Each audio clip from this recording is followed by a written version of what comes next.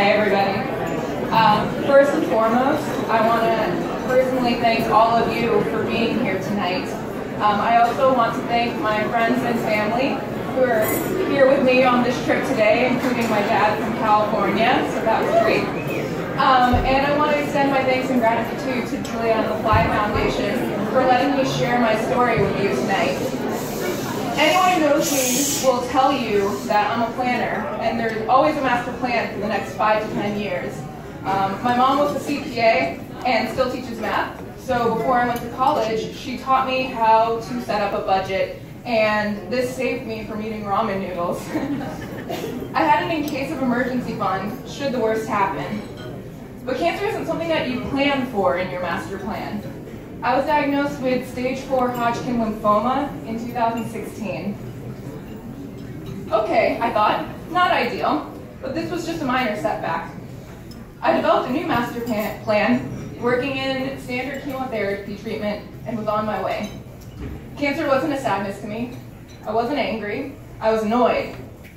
This was really inconvenient timing, and I had just started my career in my chosen path. I balanced working full-time with treatments and scans, and the way that my hospital works, you don't pay anything up front. You get a bill in the mail later on. So a couple of months into treatment, I hadn't received a single bill. Then the first one came. $25, no big deal. And then another, and another. And I started to think to myself, this doesn't even include my rent and my utilities and the things that I have to pay for when I don't have cancer. No worries, this is what the emergency fund is set up for. Mom saves the day again. Then a bill for an expensive scan, more weekly blood work, and a steady stream of co-pays along with my rent and electricity that were just not going away no matter how hard I tried.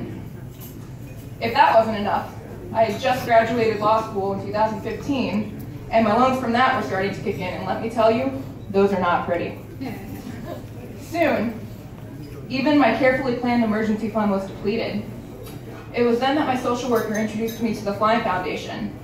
My social worker guided me through the application process and told me to just put my story out there. What's the worst that could happen? The worst that could happen is they say, we're sorry, but we can't help you. She informed me that the resources for somebody in my age group, because I am so young, are very limited, and because of the area I'm in, are even limited more.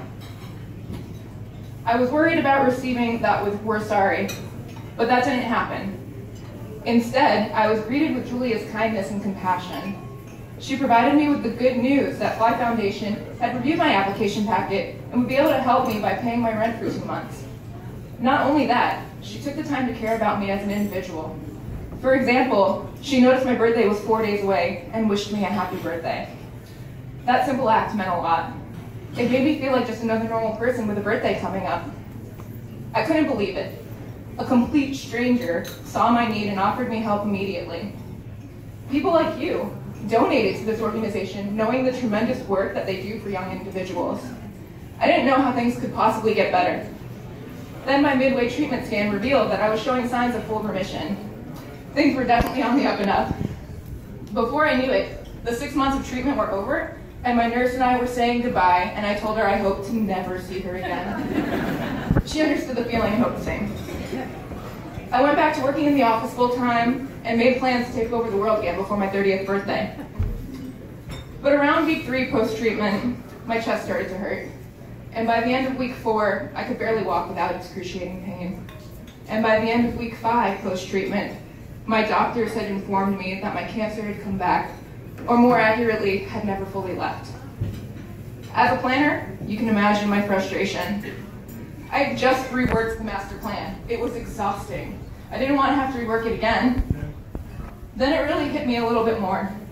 I received a final payment from my hospital telling me what was owed for the rest of the treatment. And again, my rent and utility bill came. So I reached out to Julia again, and yet again, all of you in the Fly Foundation provided me with a helping hand. If cancer taught me one thing, it's that there's much more to life than money. That being said, money is necessary for life-saving treatment, and the Fly Foundation made financial issues one less thing on my plate. One less item to rework in my master plan. Because of the Fly Foundation, I was able to focus on health and recovery instead of rent and electricity. I'm forever grateful, and I know that my words cannot do justice to the way that I feel about this foundation. I only hope that sharing my story with you helps give you affirmation of the positive impact that the Fly Foundation has on the lives of the people that they help. Thank you.